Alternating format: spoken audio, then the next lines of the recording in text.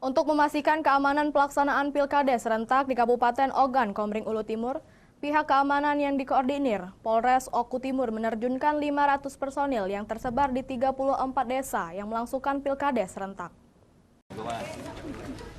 Pemilihan kepala desa secara serentak di Kabupaten Oku Timur telah berlangsung dan berjalan dengan lancar, aman, dan demokrasi.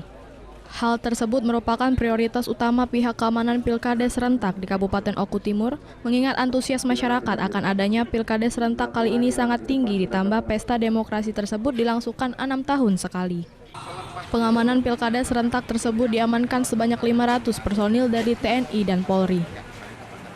Titik rawan kita bagi dalam kategori aman, sangat rawan, didasarkan pada yang pertama adalah letak geografis, jarak tempuh, jumlah pemilih. Dan di desa ini termasuk sangat rawan sehingga penebalan pengamanan lebih banyak daripada desa-desa lain. Pelaksanaan penghitungan suara yang jumlah mata pilihnya tembus di atas 2.000 lebih di beberapa desa dilaksanakan sampai malam hari. Dari Oku Timur, Jatmiko Francisco, iNews melaporkan.